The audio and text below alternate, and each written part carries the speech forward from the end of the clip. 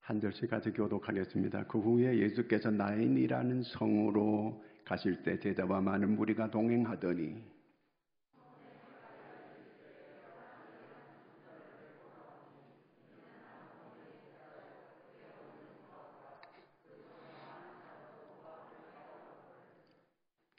주께서 가부를 보시고 불쌍히 여기사 울지 말라 하시고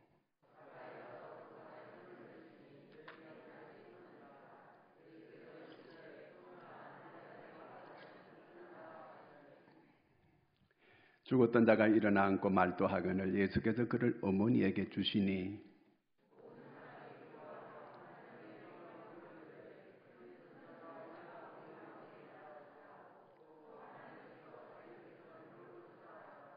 함께 읽습니다. 예수께 대한 이 소문이 온 유대와 사방에 두루 퍼지니라. 아멘. 조금 추우세요? 문을 다 닫아주실까요? 위에. 얼마 전에 아주 비극적인 제가 뉴스를 봤습니다. 부산에서 그 부부가 싸웠어요. 그래서 이제 두 사람이 서로 헤어지기로 이렇게 했나 봐요. 그런데 그 아들 둘이 있는 거예요. 그런데 이렇게 서로 양육 문제를 가지고 서로 다툰 거예요. 이것을 시아버지가 다 들었습니다. 그래서 시아버지가 그 손자 둘을 데리고 옥상에 올라가서 뛰어내린 거예요. 애들 둘 데리고 세 사람이 다 죽었습니다. 자, 이 할아버지가 왜 이렇게 했을까요? 너무 암담한 거예요. 보니까 이제 이 아이들이 저희들 부부 이혼하고 이 아이들은 앞으로 어떻게 되겠는가? 서로 양육 포기하고 이렇게 할 때에 이 할아버지가 이렇게 절망을 느꼈을 거예요. 그래서 이 손자들 얼마나 귀엽습니까? 어느 목사님이 사진 찍을 때마다 자꾸 이렇게 이 인상이 좀 환하게 밝고 웃는 모습으로 사진을 찍어야 되는데 이 사진을 늘 찍고 나면 자기가 웃는다고 웃었는데 사진을 보면 아닌 거예요. 그래서 이제 다른 분한테 물어봤어요. 다른 목사님한테. 목사님은 그렇게 사진 찍을 때마다 환하게 이렇게 웃는 모습으로 인자한 모습으로 이렇게 사진이 잘 나오는데 나는 웃는다고 찍었는데도 이렇게 그 인상 쓰는 모습으로 이렇게 사진이 나오는데 어떻게 하면 목사님처럼 이렇게 밝은 모습으로 김치거리면서 이렇게 사진을 찍을 수 있느냐고 물었어요. 비결을 하나 가르쳐 주겠다고. 사진 찍을 때 손자, 손주들을 데려가라고 앞에 놀게 하고 사진을 찍으면 웃게 된다는 거예요. 손자, 손녀 앞에는 웃게 돼요, 이게. 그래서 늘 자기는 사진 찍을 때마다 손자, 손녀를 앞에 놀게 하고 떡 사진을 찍으면 환하게 밝게 나온다는 거예요. 이렇게 사랑스러운 손자들을 데리고 할아버지가 아파트에서 뛰어내린 거예요. 얼마나 절망스러운 마음이었으면 그렇게 했겠습니까? 옛날에 임금이 이 세상의 이 역사를 좀 정리를 좀 학자들에게 해와라 그랬더니 책을 방대하게 써왔어요. 그래서 임금님이 간단하게 해와라. 나중에 가져왔는데 보니까 책을 딱 열어보니까 한자가 딱 써여 있어요. 괴로울 고. 이 한자가 딱 써여 있는 거예요. 인생은 괴로운 거라는 거예요. 모든 인생을 정리해보니까 임금님 이 한자로 정리가 되었습니다. 그러니까 임금이 있다가 옳거니 그러더라는 거예요. 자, 우리의 인생이 생로병사라 그러잖아요. 사람이 나고 늙고 병들고 죽는 게 이게 삶이라는 거예요. 그래서 욥기 14장 1절에 보니까 이렇게 기록됐더라고요.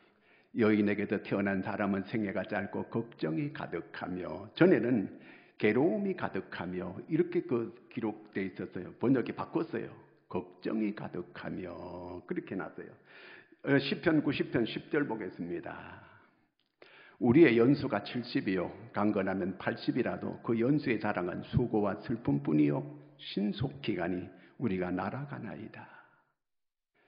그저 살아가는 게 사람이 70에 건강하면 80인데 그저 모든 게 수고와 슬픔뿐이라는 거예요. 그런데 그것도 신속히 갔는데 그래서 세월이 날아간다는 거예요.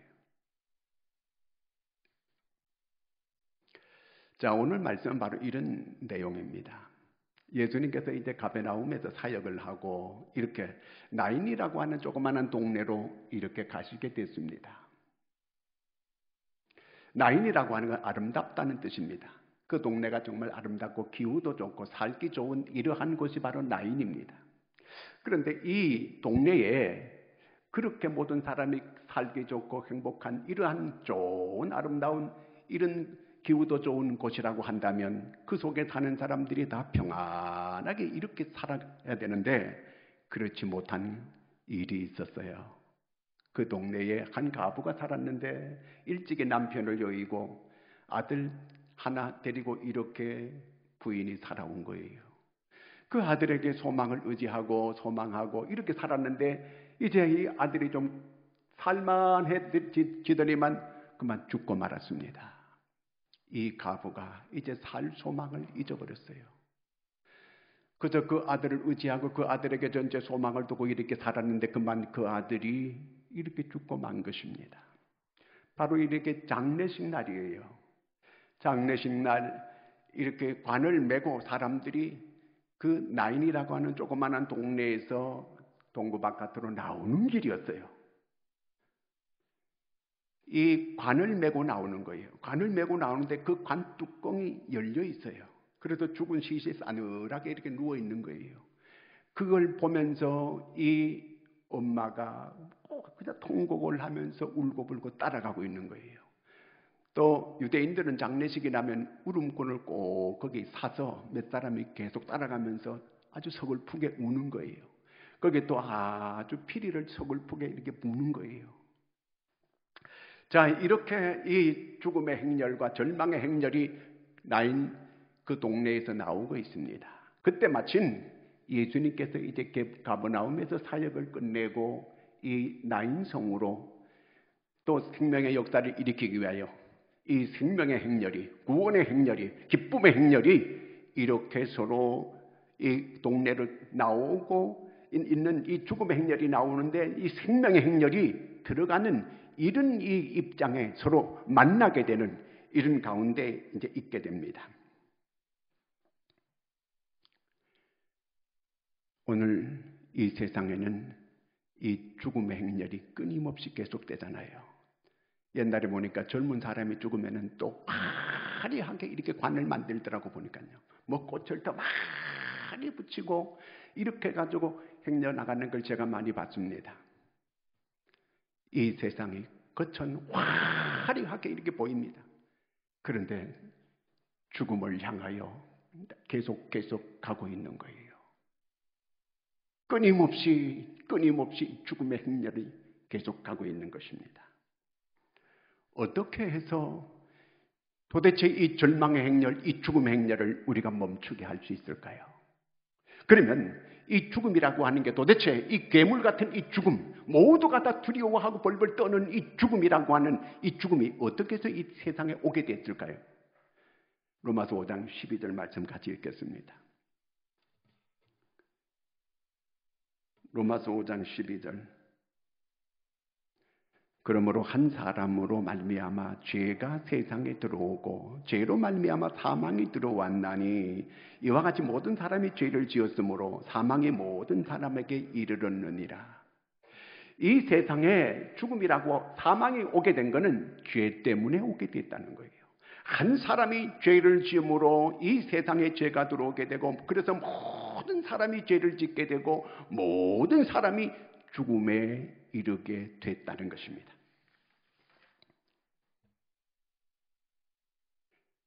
그래서 이 죄, 로마서 6장 23절에 보면은 죄의 삭시 뭐래요?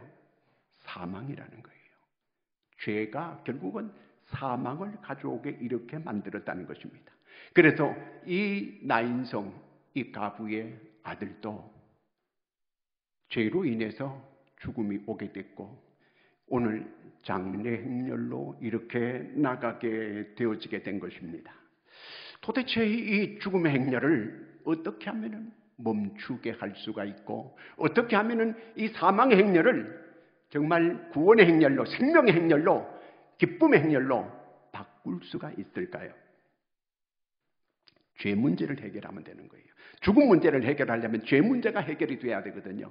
그래서 과거에는 짐승을 잡아가지고 대신 죄를 그 짐승에게 안수해서 전가시키고 짐승이 대신 죽는 거예요. 사람이 죽어야 되는데 그 죄를 대신 짐승이 뒤집어 쓰고 짐승이 대신 죽게 하는 제사를 드렸습니다.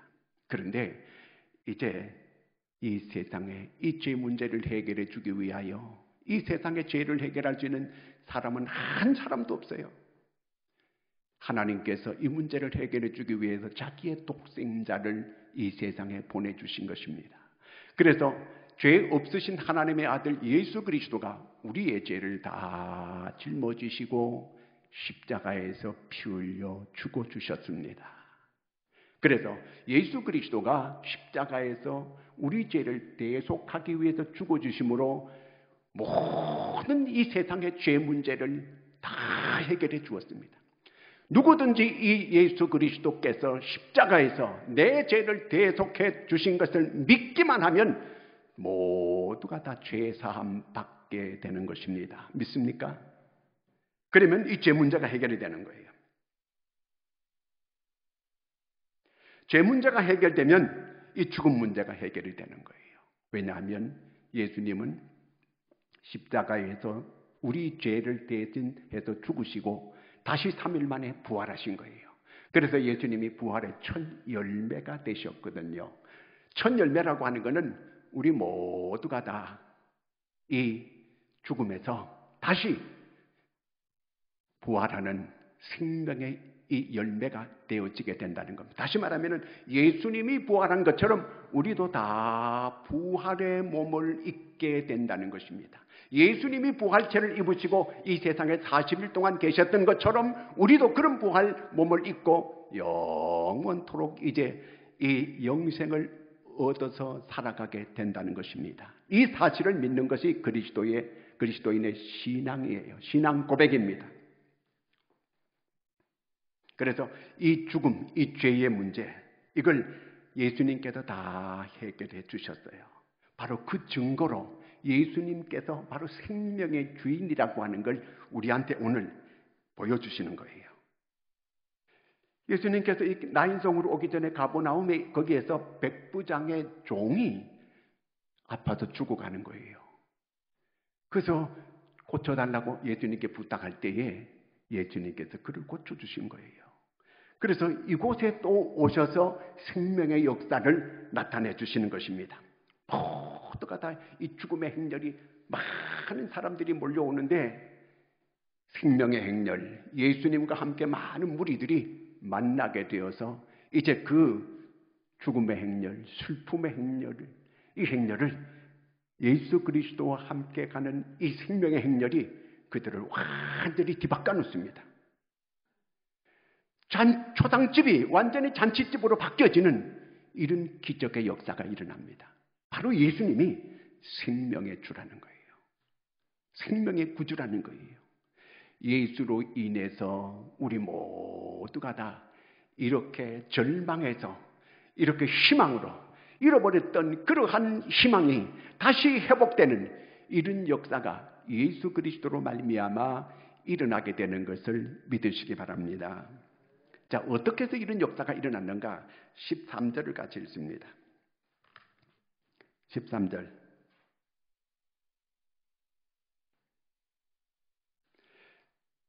주께서 가부를 보시고 불쌍히 여기사 울지 말라 하시고, 자, 이렇게 행녀가 나가는데, 관을 메고 나가는데 모든 사람들이 울고 이 가부가 통곡을 하면서 울고 나가는 겁니다. 이때 예수님께서 그를 보시고 불쌍히 여기사, 불쌍히 여기는 거예요. 예수님께서 불쌍히 여기사, 그러면 그 뒤에 기적이 일어납니다. 예수님께서 왜 이렇게 동정하는 마음이 생겼을까요? 예수님은 자기가 이런 고난을 겪으면서 살아왔거든요. 자기가 말구유에서 태어났거든요. 그리고 또 헤롯이 자기를 죽이려고 해서 저 멀리 애굽까지 피난을 갔던 이런 시절이 있었거든요. 자기 육신의 아버지가 일찍 죽어서 자기가 목수 일을 하면서 자기 형제들을 이렇게 먹여 살리고 하는 이러한 고난을 예수님께서 겪으셨거든요. 그러니까 이 동정심이 생겨지게 된 거예요. 불쌍히 여긴 거예요. 자기 어머니 생각도 했을 거예요. 그게 불쌍히 여긴 거예요. 그게 사랑하는 마음이잖아요. 그 사랑이 이 아들을 살리게 되는, 이 불쌍한 이 가부를 도와주는 이런 역사를 일으킵니다.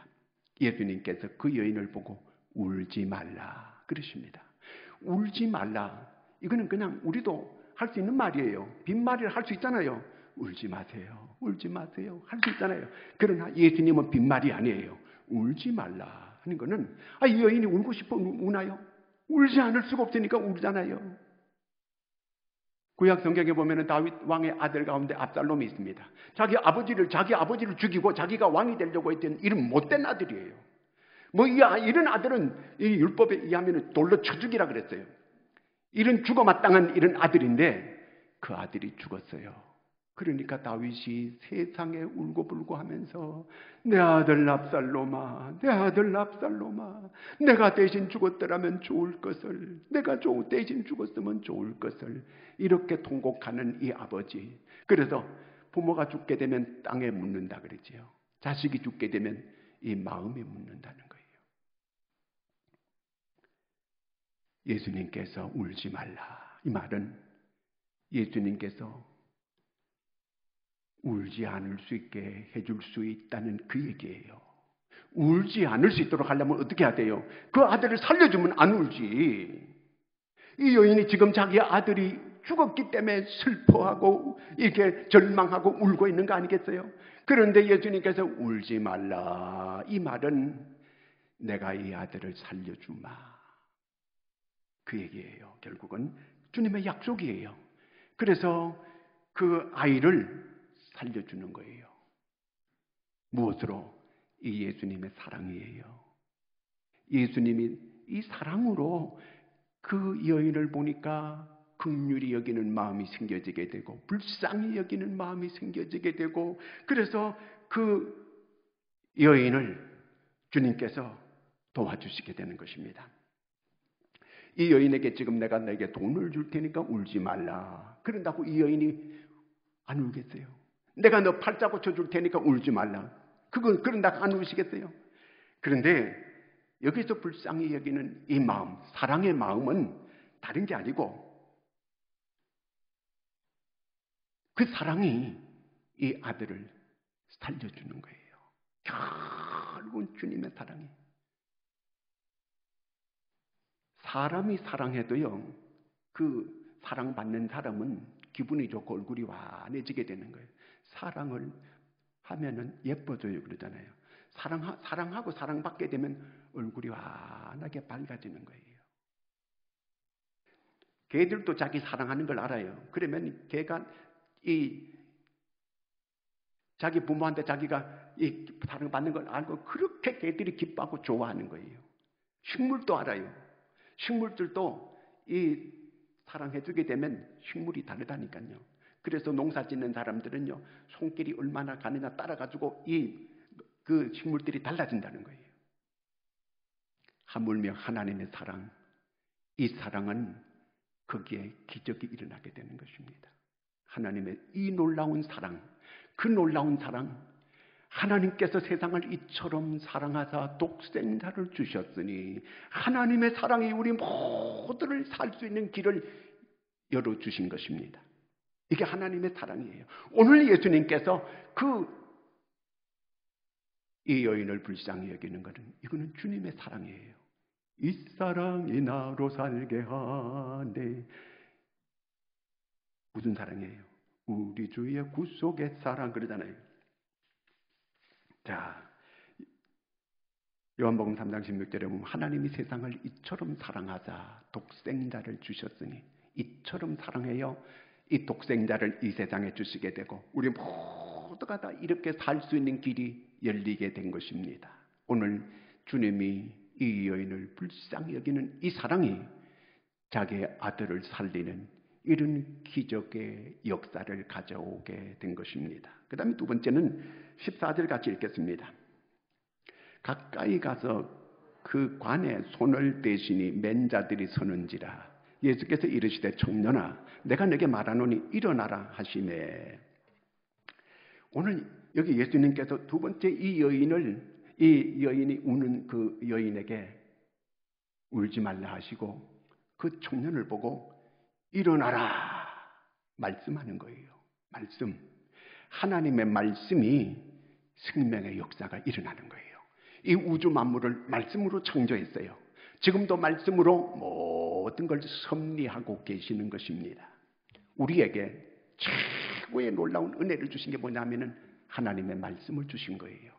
여러분, 이게 생명의 말씀입니다. 이 말씀을 우리가 듣고 내 것으로 받아들이면 거기에 역사가 일어납니다. 이게 하나님의 말씀이에요. 아멘입니까? 길이 없을 때 성경을 보세요. 여기 길이 있어요. 답답할 때 성경을 읽으세요. 하나님의 음성을 내가 들으세요. 길을 열고 하나님의 말씀을 깊이 내가 읽으면서 내가 들으세요. 이 말씀이 내게 심겨지기만 하면 역사가 일어나게 되어 있습니다. 꼭 이 성경에 답이 있어요. 모든 인생의 해답이 있습니다. 성경을 깊이 이 하나님의 말씀, 생생한 하나님의 말씀, 요한복음 6장 63절에 보면은 살리는 것은 영이니 육은 무익하니라. 내가 너에게 이른 말이 영이고 생명이라는 거예요. 이것이 바로 영의 말씀이고 생명의 말씀이라는 거예요. 그래서 이 말씀이 너를 살린다는 거예요.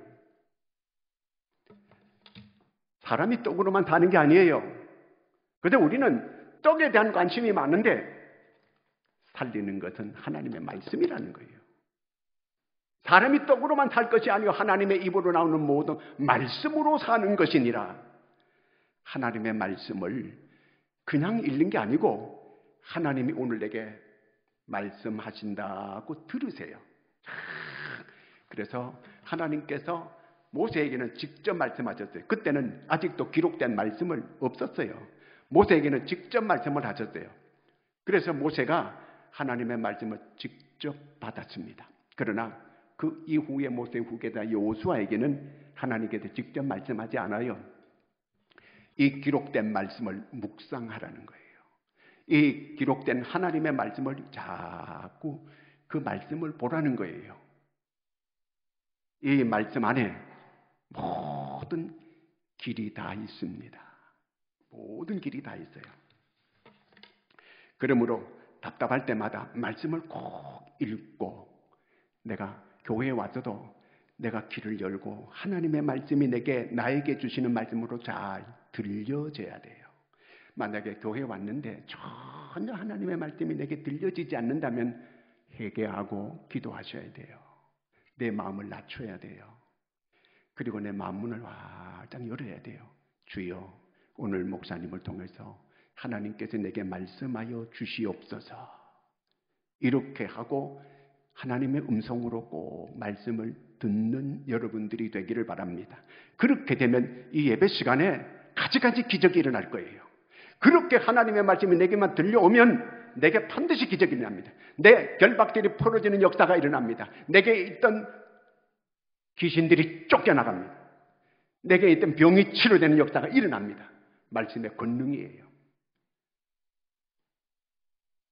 예수님께서 그 죽어 싸늘한 시신이 되어 있는 청년을 향하여 내가 내게 명하노니 이르노니 청년아 일어나라. 그러니까 청년이 죽은 자가 싸늘했던 시체가 일어나는 거예요. 기적이 일어났습니다. 말씀에 그대로 죽은 자가 순종하고 일어나는 역사가 일어났습니다. 해당장 야이로의 딸이 소녀가 죽었습니다. 예수님께서 그 소녀 보고 잔다 하면서 모든 사람들이 다 비웃는 거예요. 아니 죽었는데 무슨 잔다는 소리냐. 예수님께서 그 죽은 소녀에게 달리타쿰 그럽니다. 소녀야 일어나라. 죽은 소녀가 일어나는 거예요. 나사로도 마찬가지입니다.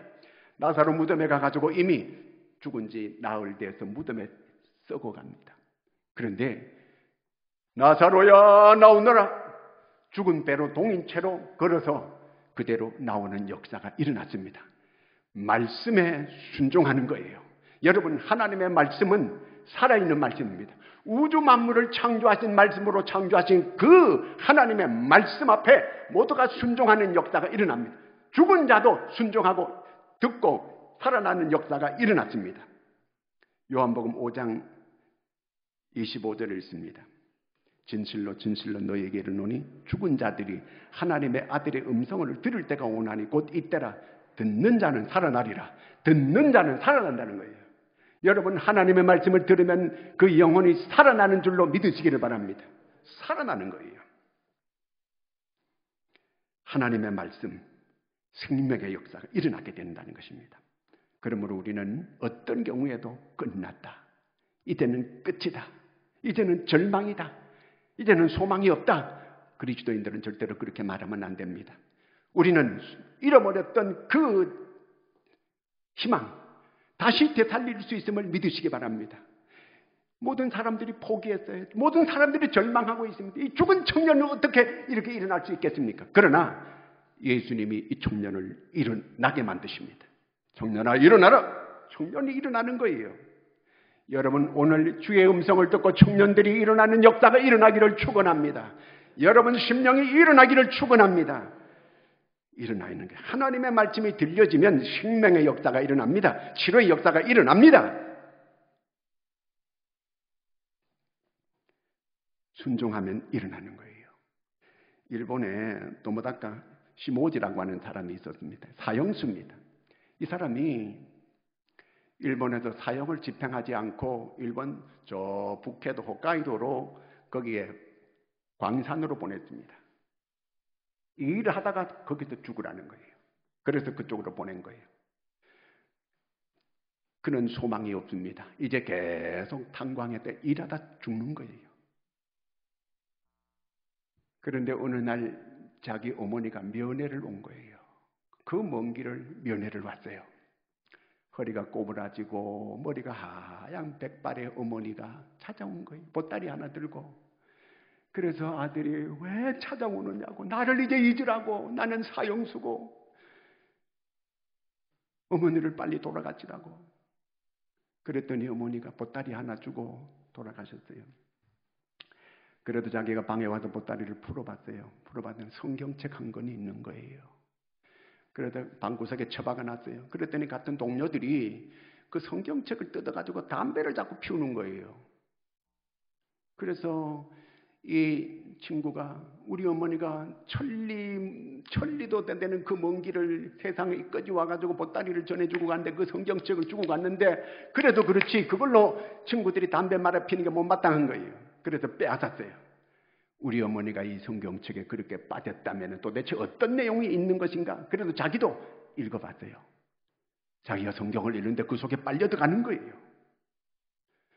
그래서 밥 먹는 시간, 잠자는 시간, 일하는 시간 외에는 계속 성경을 읽는 거예요. 성경을 읽는 거예요. 이제 그 성경책을 들고 갱도 안에 들어갔어요. 이제 일하다가 점심시간이 됐습니다. 모두가 밥 먹고 난 다음에 막 그 동료들은 막 잡담하고 얘기하는 거예요. 둘러앉아가지고. 근데 자기는 성경을 읽기 위해서 다른 갱도로 갔어요.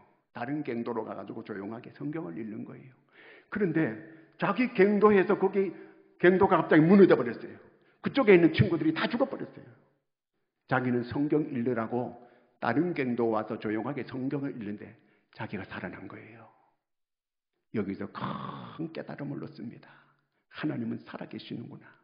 하나님은 살아계시다.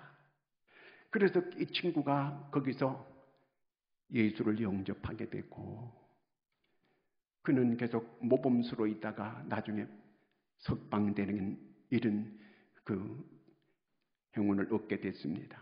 그래도 고향에 돌아와 보니까 어머니는 세상을 떠나고, 그때부터 이 사람이 마음을 고쳐먹고 열심히 일해가지고 돈을 벌어서 양로원도 세우고 학교도 세우고, 그리고 아주 이 선한 사업을 많이 하는 이런 사람이 됐습니다.